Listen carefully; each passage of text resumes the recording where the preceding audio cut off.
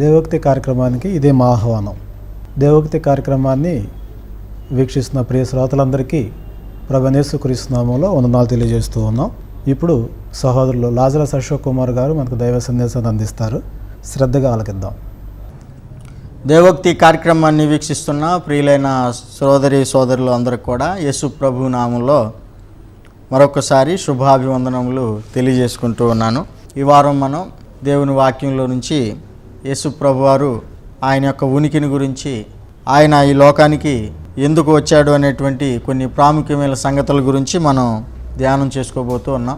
లోకంలో ప్రస్తుతము యేసు ప్రభు వారి యొక్క జన్మదినాన్ని సంతోషంగా జరుపుకోవడానికి అందరూ కూడా ఉత్సాహంగా, మరి నెల ప్రారంభం నుంచే ప్రతిదినం కూడా క్రిస్మస్కు సంబంధించినటువంటి సంతోషాన్ని, ఆనందాన్ని మరి ప్రజలు కలిగి ఉన్నట్లుగా మనం లోకంలో చూస్తూ ఉన్నాం.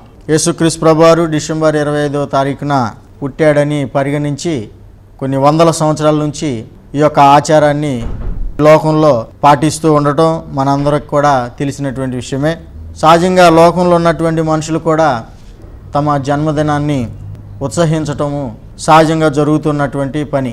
అయితే పుట్టిన ప్రతి వారు కూడా పుట్టినరోజు పండగ చేసుకుంటున్నారు, కానీ ఎందుకు పుట్టామనేది ఎక్కువ మంది ఆలోచన చేయకుండా ఉండినట్లే యేసుప్రభు వారి యొక్క జన్మదినాన్ని కూడా జరుపుకుంటున్నటువంటి అనేక మంది భక్తులు ఆయన ఎందుకు పుట్టాడు, ఆయన ఉనికి ఎప్పటి నుంచి ఉంది, ఆయన ఈ లోకానికి ఎందుకు వచ్చాడు, ఏం చేశాడు, దాని ద్వారా మనకి కలిగినటువంటి ప్రయోజనం ఏంటి, ఈ విషయాల మీద శ్రద్ధ చూపకుండా పుట్టినరోజు మీద మాత్రమే శ్రద్ధ చూపించి సంతోషించి సంవత్సరానికి ఒకసారి ఇలాగూ ఉత్సహించడం అనేది లోకంలో జరుగుతూ ఉంది. మరి ఇది ఎంతవరకు ప్రయోజనము అనే విషయాన్ని మనం ప్రాముఖ్యంగా ఆలోచన చేయాల్సినటువంటి అవసరం ఉంది. వాస్తవానికి ప్రభు అయినటువంటి యేసుక్రీస్తు ఈ లోకంలోనే పుట్టినట్టుగా మనము లోకానికి చూపిస్తూ ఉన్నాం. లోకం కూడా యేసు ప్రభు వారు ఈ లోకంలోనే 2000 సంవత్సరాల క్రితమే ఈ భూమి మీదకి ఆయన మరి జన్మించినట్లుగా, అప్పటి నుంచి ఆయన ఉనికి ఉన్నట్లుగా అనేక మంది భావించటం, అనేక మంది అనుకోవటం, ఈ లోకంలో ఉన్నటువంటి మహాత్ముల్లో ఆయన కూడా ఒకడు. ఆయన ఒక గొప్ప మనిషి, మొదటి శతాబ్దంలో పుట్టినటువంటి ఒక మంచి వ్యక్తి, ఒక కరుణామయుడు అని చెప్పేసి గొప్ప మనుషుల్లో ఒక మనుషుడిగా మనుషులు చూడటం చాలా దురదృష్టకరమైనటువంటి పరిస్థితి. వాస్తవంగా ఆయన జన్మలో ప్రత్యేకత ఉంది. ఆయన ఈ లోకానికి వస్తాడు అని చెప్పేసి కొన్ని వందల సంవత్సరాల క్రితమే ప్రవక్తల ద్వారా దేవుడు తెలియజేయటం జరిగింది. ఆయన ఒక ప్రాముఖ్యమైనటువంటి పని మీద ఈ భూమి మీదకి వచ్చారు. దేవుని చిత్తాన్ని నెరవేర్చడానికి దేవుడు ఆయనకి ఏదైతే పని అప్పగించాడో ఆ పనిని సంపూర్తి చేయడానికి పరలోకం నుండి ఈ లోకానికి వచ్చాడు. ఆయన ఉనికిని గురించి మనం ఆలోచన చేసినట్లయితే ఈ లోకంలో ఆయన పుట్టడం కాదు, కానీ లోకం పుట్టక ముందు నుంచే ఆయన ఉన్నాడు అని చెప్పేసి ఆయన మాటల్లో మనకు అర్థమవుతూ ఉంటుంది.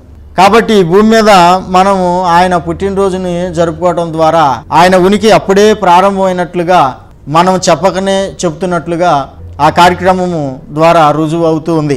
కాబట్టి అనేక మంది విమర్శకులకు మనమే అవకాశం ఇచ్చిన వాళ్ళము అవుతున్నాం.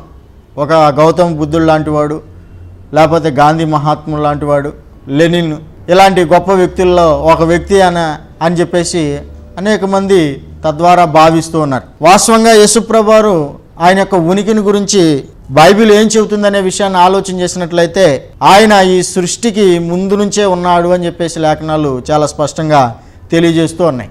యేసుప్రభు వారిని గురించి యోహాను గారు ఏం రాశారంటే ఆయన ఆదియందు దేవుని యొద్ద ఉన్నాడు అని చెప్పేసి యోహాను గారు తెలియజేయటం అనేది జరిగింది. అలాగే అపోస్తలుడైనటువంటి పౌలు గారు కొలసీలకు రాసిన పత్రిక 1వ అధ్యాయము 17వ వచనంలో ఆయన ఏం తెలియజేశారంటే యేసుక్రీస్తు ప్రభువారు అన్నిటికంటే ముందుగా ఉన్నవాడు అని చెప్పేసి ఆయన తెలియజేయటం అనేది జరిగింది. ఈ సృష్టించబడిన వాటి అన్నిటికంటే, సూర్యుని కంటే, చంద్రుని కంటే, నక్షత్రాల కంటే, భూమి కంటే, ఈ విశ్వం మొత్తానికంటే అన్నిటికంటే ముందుగా ఆయన ఉన్నవాడు. కలిగి ఉన్నది ఏది ఆయన లేకుండా కలగలేదు అని చెప్పేసి వాక్యము చాలా స్పష్టంగా తెలియజేస్తూ ఉందన్నమాట. కాబట్టి ఆయన వచ్చిన కారణాన్ని మనం తెలుసుకోవాల్సినటువంటి అవసరం ఉంది. ఆయన పరలోకం నుంచి వచ్చాడు అనే విషయాన్ని మనం జ్ఞాపకం ఉంచుకోవాల్సినటువంటి అవసరం ఉంది. మనము ఈ భూ సంబంధంగా ఆయన పుట్టిన దినాన్ని దృష్టిలో పెట్టుకుని మనము ఉత్సహించి లేకపోతే దానికి ప్రాధాన్యతనిచ్చి దానిని ఎక్కువగా ఎక్స్పోజ్ చేసినట్లయితే మరి మనుషులు ప్రభువారిని అంతవరకే భూసంబంధమైనటువంటి వ్యక్తిగానే చూసేటువంటి ప్రమాదము ఉంది. యేసుప్రభువారు స్వయంగా చెప్పుకున్నారు, నేను ఈ లోకం పుట్టక ముందే ఉన్నాను అని చెప్పి. యోహాను సువార్త 17వ అధ్యాయంలో 5వ వచనంలో మనం చూసినట్లయితే యేసుప్రభువారు తండ్రితో మాట్లాడుతున్నాడు, తండ్రి, ఈ లోకము పుట్టక మునుపు నీ యొద్ద నాకు ఎలాంటి మహిమ అయితే ఉన్నదో అదే మహిమతో నీవు నన్ను మరలా మహిమపరచు అని చెప్పేసి, నువ్వు నాకు అప్పగించిన పని చేయడానికి నేను వచ్చాను, సంపూర్ణంగా దాన్ని నేను చేస్తున్నాను, కాబట్టి తిరిగి నాకు అదే మహిమనివ్వు అని చెప్పేసి ప్రభు అయిన యేసుక్రీస్తు వారు తండ్రి అయిన దేవునితో మాట్లాడినటువంటి సందర్భాన్ని మనం గ్రహించినట్లయితే ఆయన ఈ లోకం పుట్టక ముందు నుంచే ఉన్నాడు, ఈ లోకంలో ఆయన పుట్టినప్పటి నుంచి కాదు అనేటువంటి వాస్తవాన్ని మనము మరి ప్రజలకు తెలియజేయాల్సినటువంటి అవసరం ఉంది. మనము ఈ యొక్క విషయం మీద అవగాహన గ్రహింపు కలిగి ఉండాల్సినటువంటి అవసరము ఉంది అనే విషయాన్ని దేవుని వాక్యం ద్వారా నేను మీ దృష్టికి ఈ విషయాన్ని తీసుకురావటం అనేది జరుగుతోంది. కాబట్టి ప్రియమైన దేవుని పిల్లారా, ఆయన ఈ లోకం పుట్టక ముందు నుంచే మరి తండ్రి అయినటువంటి దేవుని యొద్ద ఆయన ఉన్నాడని, ప్రభు అయినటువంటి యేసుక్రీస్తు యొక్క ఉనికి ఈ లోకంలో మనుషుడిగా ఆయన పుట్టినప్పటి నుంచే కాదని, అంతకు ముందు నుంచే ఆయన ఉన్నాడు అనేటువంటి వాస్తవాన్ని లోకానికి మనం తెలియజెప్పాల్సినటువంటి అవసరం ఉంది. అందుకనే అపోస్తలులు యేసుప్రభువారిని గురించి ఏం మాట్లాడారంటే, మేము ఇంకా ఆయనను శరీర సంబంధంగా ఎరుగము అని చెప్పేసి అన్నారు. ఆయన్ని మేము అలాగే ఎరగము, ఆయనతో మేము కలిసి ఉన్నాం, ఆయనతో మేము భోజనం చేసాం, ఆయనతో తిరిగాము, సహవాసం చేశాము, కానీ శరీర సంబంధమైనటువంటి ఆలోచన ఆయన విషయంలో మేము పెట్టుకోం. ఆయన దేవుని కుమారుడు, ఆయన పరలోకంలో ఉన్నాడు, ఆయన ప్రభువు, కాబట్టి మేము ఆ దృష్టితోనే ఆయన చూస్తాం, కానీ భౌతిక సంబంధమైనటువంటి దృష్టితో ఆయన్ని మేము ఇంకా చూడము అని చెప్పేసి, ఆయనతో మేము కలిసి ఉన్నప్పటికీ అలాంటి ఆలోచన ఇంకా మాకు లేదు అని చెప్పేసి అపోస్తలులు మాట్లాడటం అనేది జరిగింది. కాబట్టి మనం కూడా ఆయన్ని ఒక భూ సంబంధమైనటువంటి వ్యక్తిగా చూడటం కాదు, కానీ ఆత్మ సంబంధమైనటువంటి దైవికమైనటువంటి వ్యక్తి, ఆయన మన ఒక ప్రభువు, ఆయన దేవుని కుడిపార్శ్వన కూర్చున్నాడు, పరలోక సంబంధమైనటువంటి వ్యక్తి అనేటువంటి ఆలోచన, దృష్టి, గ్రహింపు మనకి ఎల్లప్పుడూ ఉండాలి అని చెప్పేసి దేవుని వాక్యం ద్వారా నేను మీకు తెలియజేసుకుంటూ ఉన్నాను. వాస్తవంగా యేసుక్రీస్తు ప్రభువారు మన నిమిత్తము, మన ప్రయోజనార్థమై మనల్ని ప్రేమించి దేవుని ఏర్పాటును బట్టి ఆయన ఈ లోకానికి దేవుడు పంపించగా ఆయన వచ్చాడు అని చెప్పేసి లేఖనాలు చాలా స్పష్టంగా తెలియజేస్తూ ఉన్నాయి. ఆయన రావలసి వచ్చాను అని చెప్పేసి రాయబడి హెబ్రీయుల గ్రంథకర్త 2వ అధ్యాయంలో తెలియజేస్తూ ఉన్నాడు. ఆయన మనలో ఒకడు వంటి వాడిగా రావలసి వచ్చింది అని చెప్పేసి అంటున్నాడు. ఆయన పరలోక నివాసి అయి ఉండి కాలము సంపూర్ణమైనప్పుడు దేవుడు నిశ్చయించిన భవిష్యత్ జ్ఞానాన్ని అనుసరించి ఆయన ఈ లోకానికి వచ్చాడు అని చెప్పేసి లేఖనాలు చాలా స్పష్టంగా తెలియజేస్తూ ఉన్నాయి. లోకానికి రాకముందు ప్రభు అయినటువంటి యేసుక్రీస్తు వారు పరలోక నివాసి ఉండుట ఆవశ్యకము అని చెప్పేసి అపోస్తలుల కార్యాలు 3వ అధ్యాయంలో అపోస్తలులైనటువంటి పేతురు గారు తెలియజేయటం అనేది జరిగింది. పరలోక నివాసి అయినటువంటి మన ప్రభు అయినటువంటి యేసుక్రీస్తు వారు మన నిమిత్తము ఈ లోకానికి రావలసి ఆయన వచ్చాడు అనేటువంటి విషయాన్ని మనందరం కూడా గమనించాల్సినటువంటి అవసరం ఉంది. ఫిలిప్పీ గ్రంథకర్త అపోస్తలులైనటువంటి పౌలు గారు ఆయన ధనవంతుడయ్యుండి కూడా మన నిమిత్తము ఈ లోకానికి దరిద్రుడిగా ఆయన వచ్చాడు అని చెప్పేసి తెలియజేయబడింది. పరలోకంలో ఉండటం, దేవుని సన్నిధిలో ఉండటం విడిచిపెట్టకూడని మహాభాగ్యమని ఆయన ఎంచుకోలేదు, కానీ మన నిమిత్తము పరలోకాన్ని వదిలి ఈ భూమి మీదకి ఆయన దిగి వచ్చినట్లుగా లేఖనాల్లో చాలా స్పష్టంగా తెలియజేయబడింది అనమాట. కాబట్టి ప్రియమైన దేవుని పిల్లారు, యేసుప్రభువు వారు పరలోకం నుండి ఈ లోకానికి రావలసి ఆయన వచ్చాడు. ఆయన దేవుని చిత్తమును బట్టి ఈ లోకానికి వచ్చాడు. దేవుడు అప్పగించిన కార్యాలు చేయటానికి మన నిమిత్తము, మన ప్రయోజనార్థమై ఆయన ఈ లోకానికి వచ్చాడు అనేటువంటి విషయాన్ని ఈ పాఠంలో 2వదిగా మనం చూడబోతూ ఉన్నాం. యేసుప్రభువు వారు ఈ లోకానికి వచ్చి ఏం చేశాడు అనేటువంటి విషయాన్ని ఆయన పుట్టినరోజు జరుపుకునేటువంటి మనలో అనేక మందిని కూడా గ్రహించాల్సినటువంటి అవసరం, తెలుసుకోవాల్సినటువంటి అవసరము ఉంది. యేసుప్రభువు వారు పుట్టాడు, ఎందుకు పుట్టాడు, ఏం చేశాడు అనే విషయాల మీద మనకు అవగాహన ఉండాల్సినటువంటి అవసరం ఉంది. యేసుక్రీస్తు ప్రభువు వారు ఈ లోకానికి విమోచన క్రయధనాన్ని చెల్లించడానికి లోకానికి వచ్చాడు అని చెప్పేసి దేవుని వాక్యంలో రాయబడింది. 2వ భాగంలో మొదటి విషయం ఏంటంటే, యేసు ప్రభువు వారు విమోచన క్రయధనంగా మన కొరకు ప్రాణాన్ని పెట్టడానికి విమోచన క్రయధనంగా తన యొక్క ప్రాణాన్ని మన కొరకు ఇవ్వటానికి ఈ లోకానికి వచ్చాడు అని చెప్పేసి దేవుని వాక్యంలో చాలా స్పష్టంగా రాయబడింది. మత్తయి సువార్త 20వ అధ్యాయము 28వ వచనాన్ని మనం చూసినట్లయితే ఆయన పరిచారం చేయించుకోవడానికి రాలేదు, కానీ పరిచర్య చేయడానికి వచ్చాడు. అనేకులకు ప్రతిగా పాప విమోచన క్రయధనం చెల్లించడానికి, అనేకుల కొరకు ఆయన మరణించడానికి ఈ లోకానికి వచ్చాడు అని చెప్పేసి మత్తయి సువార్త 20వ అధ్యాయము 28వ వచనంలో ఈ విషయము చాలా స్పష్టంగా తెలియజేయబడింది. మనము 49వ కీర్తనలో చూసినట్లయితే 7-9 వచనాలు చదివినట్లయితే ఒకని పాప విమోచన క్రయధనము అది ఎన్నటికీ తీరక అట్లుండవలసిందే అని చెప్పేసి అన్నాడు. అంటే ఒక మానవుడు సొంతంగా తన పాపాలకి సంబంధించినటువంటి ప్రాయశ్చిత్తం కలగజేసుకోవడానికి కావాల్సినటువంటి ఆ క్రయధనం అనేది చెల్లించడానికి ఏ మానవుని వల్ల కాదు అని చెప్పేసి ఆయన తెలియజేయడం అనేది జరిగింది. కాబట్టి ఎవడూ కూడా తన సహోదరుని ఈ విషయంలో విమోచించలేడు, క్రయధనం చెల్లించలేడు అని చెప్పేసి అక్కడ దావీదు గారు మాట్లాడటం అనేది జరిగింది. అయితే ప్రియమైన దేవుని పిల్లారా, ఈ యొక్క క్రయధనం చెల్లించగలిగినటువంటి వ్యక్తి ఒకే ఒక వ్యక్తి, ఆయన మన ప్రభు అయినటువంటి యేసుక్రీస్తు వారు. ఆయన ఈ లోకానికి వచ్చి ఆయన పరిశుద్ధంగా జీవించి, నిష్కలంకంగా జీవించి, పాప క్షమాపణ నిమిత్తం కావలసినటువంటి అమూల్యమైన, నిష్కలంకమైన, పవిత్రమైనటువంటి రక్తాన్ని ఆయన చిందించి, ఆయన రక్తం ఇచ్చి క్రయధనంగా పాప విమోచన ఆయన సంపాదించడానికి యేసుక్రీస్తు ప్రభువారు ప్రాముఖ్యమైన పనిగా ఈ లోకానికి వచ్చాడు అనేటువంటి విషయాన్ని మనం దేవుని వాక్యం ద్వారా గ్రహించాల్సినటువంటి అవసరము, గమనించాల్సినటువంటి అవసరం ఉందన్నమాట. యేసుక్రీస్తు ప్రభువారు పాప విమోచన క్రయధనాన్ని చెల్లించడానికి ఈ లోకానికి వచ్చాడు. ఇందులో రెండో విషయాన్ని మనం చూసినట్లయితే దేవుని చిత్తాన్ని ఆయన జరిగించడానికి ఈ లోకానికి వచ్చాడు అని చెప్పేసి వాక్యంలో రాయబడింది. యేసు ప్రభువారు స్వయంగా చెబుతున్నారు, నేను దేవుని చిత్తాన్ని నెరవేర్చడానికి ఈ లోకంలోనికి వచ్చాను అని చెప్పేసి ఆయన తెలియజేయటం అనేది జరిగింది. అనేక విషయాల్లో దేవుని చిత్తాన్ని గురించి యేసు ప్రభువారు నెరవేర్చినటువంటి విషయాలు అనేకం ఉన్నాయి. దేవుని చిత్తం ఏంటి అనే విషయాన్ని ఒక మాటలో కాదు, అనేక సందర్భాల్లో మనం చెప్పగలం.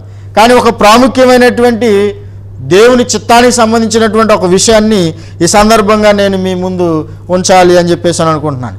హెబ్రీల గ్రంథకర్త 10వ అధ్యాయము 9వ వచనంలో ఏం తెలియజేశాడు అని చెప్పేసానంటే, అవన్నీ ధర్మశాస్త్రం చొప్పున అర్పింపబడుచున్నవి, ఆ రెండవ దానిని స్థిరపరచుటకు ఆయన మొదటి దానిని కొట్టివేయుచున్నాడు అని చెప్పేసి ఆయన తెలియజేయటం అనేది జరిగింది. ఆ పైన ఆయన చెప్పింది ఏంటంటే, నీ చిత్తము నెరవేర్చుటకు ఇదిగో నేను వచ్చి ఉన్నాను అని చెప్పేసి ప్రభు అయిన యేసుక్రీస్తు వారు మాట్లాడినటువంటి మాటని ఆయన అక్కడ తెలియజేయటం అనేది జరిగింది. ప్రభు అయినటువంటి యేసుక్రీస్తు వారు పరలోకం నుండి భూమి మీదకి తండ్రి చిత్తాన్ని నెరవేర్చడానికి లోకానికి ఆయన రావడం అనేది జరిగింది. తండ్రి చిత్తం ఇంతకీ ప్రాముఖ్యంగా ఏమిటి అనే విషయాన్ని, ఒక ముఖ్యమైనటువంటి విషయాన్ని నేను చెప్పేది ఏంటంటే, మరి ధర్మశాస్త్రం చొప్పున అవన్నీ అర్పించబడుతున్నాయి అని చెప్పేసి తెలియజేశాడు. అయితే ఆ యొక్క రెండో దాన్ని స్థిరపరచడానికి యేసుప్రభువారు ఏం చేశారంటే మొదటి దాన్ని కొట్టివేశారు. ఇది పరలోకపు తండ్రి యొక్క చిత్తము అని చెప్పేసి హెబ్రీల గ్రంథకర్త స్పష్టంగా తెలియజేస్తూ ఉన్నాడు. రెండవది ఏంటి, దాన్ని స్థిరపరచాలనుకుంటున్నాడు, స్థిరపరచడానికి ప్రభు వచ్చాడు అని చెప్పేసి ఈ గ్రంథకర్త తెలియజేస్తున్నాడు. మొదటిది ఏంటి, రెండోది ఏంటి అనే విషయాన్ని ఆలోచన చేస్తే గ్రంథంలో ప్రాముఖ్యంగా 2 నిబంధనలు ఉన్నవన్న సంగతి మనందరికీ తెలుసు. నేను గతంలో ఈ నిబంధనల గురించి చాలా స్పష్టంగా అనేక సందర్భాలు ఎత్తి నేను 3 వారాలు ఈ యొక్క కార్యక్రమంలో మాట్లాడటం అనేది జరిగింది. చూసినట్లయితే రెండవదనంటే క్రొత్త నిబంధన, మొదటిదేనంటే పాత నిబంధన. రెండవ దాన్ని స్థిరపరిచి మొదటి దాన్ని కొట్టివేయటం అనేది పరలోకపు తండ్రి యొక్క చిత్తం.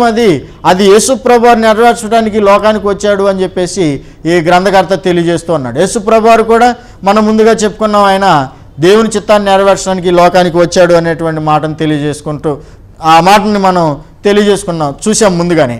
అయితే ఇక్కడ గమనించాల్సిన సంగతి ఏంటంటే, మరి ప్రాముఖ్యమైనటువంటి ఆ యొక్క దేవుని చిత్తము ఏమై ఉందనంటే రెండవ దాన్ని స్థిరపరచడము, మొదటి దాన్ని కొట్టివేయటము అని చెప్పేసి స్పష్టంగా ఇక్కడ తెలియజేయటం అనేది జరిగింది. తర్వాత ఇంకా మనం చూసినట్లయితే యేసుప్రభువారు ఈ లోకానికి ఇంకా ఎందుకు వచ్చారంటే, జీవితకాలం అంతా కూడా మరణ భయం అనే దాసత్వంలో ఉన్నవారిని విడిపించడానికి వచ్చాడు అని చెప్పేసి హెబ్రీల గ్రంథకర్త 2వ అధ్యాయంలో ఆయన తెలియజేస్తూ ఉన్నాడు. ఆయన చాలా స్పష్టంగా అక్కడ తెలియజేసినటువంటి సంగతి ఏంటంటే, జీవితకాలమంతయు మరణ భయం అనే దాసత్వంలో ఉన్న వారిని విడిపించడానికి యేసు ప్రభువారు రక్త మాంసంలో ఆయన కూడా పాలివాడు అయ్యాడు అని చెప్పేసి తెలియజేస్తున్నాడు. ఆయన ఈ లోకానికి ఎందుకు రావాల్సి వచ్చిందంటే మరణ భయం అనే దాసత్వంలో ఉన్న వారిని విడిపించడానికి అని చెప్పేసి అని అంటున్నాడు. యేసుప్రభు వారు మరణ భయం అనే దాసత్వంలో ఉన్న వారిని విడిపించడానికి ఆయన ఏం చేశారంటే, ఆయన మరణాన్ని గురించినటువంటి వాస్తవాన్ని ఆయన బోధల్లో తెలియజేశాడు. బోధ ద్వారా భయం పోగొట్టాలనేటువంటి ఆలోచన ప్రభు అయిన యేసుక్రీస్తు వారు చేశారు. అలాగే ఆయన మరణాన్ని జయించి తిరిగి మృత్యుంజయుడిగా తిరిగి లేచాడు. కాబట్టి నా యందు విశ్వాసం ఉంచిన వారిని కూడా నేను తిరిగి లేపుతాను అని చెప్పేసి ఆయన తెలియజేయటం అనేది జరిగిందనమాట. మత్తయి సువార్త 10వ అధ్యాయము 28వ వచనంలో ఆత్మను చంపనేరక దేహాన్నే చంపు వారికి భయపడొద్దు అని చెప్పేసి ప్రభు అయిన యేసుక్రీస్తు వారు తెలియజేశాడు. ఆత్మకి దేహానికి ఉన్నటువంటి తేడాను ఆయన తెలియజేశాడు. విలువైనది ఆత్మ అని చెప్పేసి తెలియజేశాడు. శరీరం కేవలం నిష్ప్రయోజనమైంది అని తెలియజేశాడు ఆయన. కాబట్టి మీరు శరీరం కొరకు భయపడుతున్నారు కానీ ఆత్మ కొరకు మీరు భయపడలేదు. ఆత్మ కొరకు భయపడాలి. ఆత్మకు మరణం అంటే భయపడాలి కానీ శరీరానికి మరణం అంటే భయపడాల్సినటువంటి అవసరము లేదు అని చెప్పేసి ఆయన తెలియజేశాడు. దేవుడు రెండింటిని నాశనం చేయగలడు. కాబట్టి ముఖ్యంగా దేవునికి భయపడండి అని యేసుప్రభు వారు తెలియజేశాడు. దేవునికి భయపడితే ఇంకా దేనికి మీరు భయపడాల్సినటువంటి అవసరం లేదని భయముతో ఉన్నటువంటి వారిని, మరణ భయం అనే దాసత్వంలో ఉన్నటువంటి వారిని విడిపించడానికి యేసుప్రభు వారు ఈ లోకానికి వచ్చాడు అని చెప్పేసి లేఖనాల్లో చాలా స్పష్టంగా తెలియజేయడం అనేది జరిగింది. యోహాను సువార్త 5వ అధ్యాయం 24వ వచనంలో యేసుక్రీస్తు ప్రభు వారు తెలియజేస్తూ ఉన్నాడు, నా యందు విశ్వాసం ఉంచినటువంటి వ్యక్తి మరణంలో నుండి జీవంలోనికి దాటి వెళ్ళిపోతాడు అని చెప్పేసి ఆయన తెలియజేయడం అనేది జరిగింది. కాబట్టి మీరు మరణానికి నా యందు విశ్వాసం ఉంచితే మరణానికి భయపడాల్సినటువంటి అవసరం లేదు. మరణంలో నుండి జీవంలోనికి దాటి వెళ్ళిపోతారు అని చెప్పేసి ఇలాగూ బోధల ద్వారా ఆయన మన కొరకు తన ప్రాణాన్ని పెట్టడం ద్వారా, తిరిగి పునరుద్ధానుడుగా లేవటం ద్వారా మనకి పునరుద్ధానం ఉంటుందని, తిరిగి మరలా లేస్తామని, యేసుక్రీస్తునందు ఉన్నవారు చనిపోయిన బ్రతుకుతారని, బ్రతికిన వారు యేసుక్రీస్తునందు ఉన్నవారు ఎన్నటికీ చనిపోరు అని చెప్పేసి ఆయన తన బోధల ద్వారా మానవాళిలో ఉన్నటువంటి మరణ భయాన్ని తీసివేయడానికి యేసుక్రీస్తు ప్రభువు వారి లోకంలోనికి రావడం అనేది జరిగిందనమాట. ఇంకా యేసుక్రీస్తు ప్రభువు వారి లోకంలోనికి రావడంలో గల ఇంకా ప్రాముఖ్యమైన విషయాలను మనం ఆలోచన చేసినట్లయితే, లోకాన్ని దేవునితో సమాధానపరచడానికి ప్రభు అయినటువంటి యేసుక్రీస్తు వారు ఈ లోకానికి రావటం అనేది జరిగింది. యేసుప్రభు వారు లోకాన్ని, అంటే లోకంలో ఉన్న మనుషులను పరలోకపు తండ్రితో సమాధానపరచడానికి ఆయన లోకానికి రావటం అనేది జరిగింది. తండ్రి అయినటువంటి దేవునికిను మానవులకిను మధ్యన పాపం అనేది సమాధానం లేని స్థితిని కల్పించింది. తండ్రి అయినటువంటి దేవుడు అంటున్నాడు యెషయా గ్రంథంలో 2వ అధ్యాయంలో మనం చూసినట్లయితే, రండి మన వివాదము తీర్చుకుందుము అని అంటున్నాడు. మీ పాపములు ఎంత ఎర్రనివైనా సరే అవి తెల్లగా హిమం వల్లే నేను చేస్తాను, కాబట్టి సమాధానం పరచుకుంటాను రండి అని చెప్పేసి యెషయా గ్రంథకర్త ద్వారా దేవుడు పూర్వమే తెలియజేయటం అనేది జరిగింది. అయితే క్రొత్త నిబంధనలో అపోస్తులు రాయబారులుగా ఉండి క్రీస్తు పక్షమున దేవునితో సమాధాన పడండి అని చెప్పేసి వాళ్ళు ప్రకటన చేయడం అనేది జరిగింది. కొరింథీయులకు రాసిన 2వ పత్రిక 5వ అధ్యాయము 20వ వచనంలో మనం చూసినట్లయితే, దేవుని పక్షంగా మిమ్మల్ని మేము బ్రతిమలాడుకుంటున్నాం, మన పాపాలు దేవుడు యేసు ప్రభువు మీద మోపాడు, ఆయన మన మీద మోపలేదు, మన పాపాలన్నీ కూడా ప్రభు అయిన యేసుక్రీస్తు వారు మోశారు. ఇప్పుడు దేవునితో తేలిగ్గా మనం సమాధాన పడేటువంటి అవకాశం ఉంది. దేవుడు మిమ్మల్ని వేడుకుంటున్నాడు మా ద్వారా, మీరు ఆయనతో సమాధాన పడాలని క్రీస్తునందు అని చెప్పేసి అపోస్తులైనటువంటి పౌలు గారు చాలా స్పష్టంగా తెలియజేయటం అనేది జరిగిందనమాట. కాబట్టి యేసుక్రీస్తు ప్రభు వారు పరలోకపు తండ్రితో మనల్ని సమాధానపరిచి ఆయన మనకి తండ్రిగా, మనం ఆయనకి బిడ్డలంగా ఉండేటువంటి అవకాశాన్ని కల్పించడానికి, కోల్పోయినటువంటి తండ్రి కుమార సంబంధాన్ని తిరిగి నెలకొల్పడానికి ప్రభు అయినటువంటి యేసుక్రీస్తు మధ్యవర్తిగా పరలోకం నుండి ఈ భూమి మీదకి రావటం అనేది జరిగిందని లేఖనాలు చాలా స్పష్టంగా తెలియజేస్తూ ఉన్నాయి. ఇంకా మనం చూసినట్లయితే సమస్తాన్ని యేసుక్రీస్తు ద్వారా ఆయన సమాధానపరుచుకోవాలనేటువంటి ఆలోచన కలిగి ఉన్నాడు అని చెప్పేసి కొలసీలకు రాసిన పత్రిక 1వ అధ్యాయము 19-20 వచనాల్లో అపోస్తులైనటువంటి పౌలు గారు తెలియజేయటం అనేది జరిగింది. ఇందులోనే మరొక ప్రాముఖ్యమైన విషయం ఉంది. అదేంటంటే, లోకంలో ఉన్న వారిని సమాధానపరచడానికి ఆయన ఈ లోకానికి వచ్చాడు. మొదటి విషయము, దేవునితో అందరినీ సమాధానపరచడానికి ఆయన వచ్చాడు అని చెప్పి చూసాం. ఇందులో మరొక విషయం ఏంటంటే, లోకంలో ఉన్న వారిని అందరినీ ఏకం చేయడానికి, సమాధానపరచడానికి తండ్రి అయినటువంటి దేవుడు ప్రభు అయిన యేసుక్రీస్తుని లోకానికి పంపించడం అనేది జరిగిందనమాట. లోకంలో పూర్వము యూదులు గ్రీసు దేశస్తులు అని చెప్పి క్రీస్తు పూర్వము తేడా ఉంది. ఒక మాటలో చెప్పాలంటే ఇశ్రాయేలీలు యూదులు తప్పితే లోకంలో ఉన్నటువంటి మిగిలిన జనాంగం అంతా కూడా అన్యజనులు, యూదులేమో దేవుని పిల్లలు. వారికి మధ్యలో ఒక అడ్డు గోడ ఉంది. దానిని ధర్మశాస్త్రము అని చెప్పేసి పౌలు గారు చాలా స్పష్టంగా తెలియజేశాడు. మనం ఎఫెసీయులకు రాసిన పత్రిక 2వ అధ్యాయము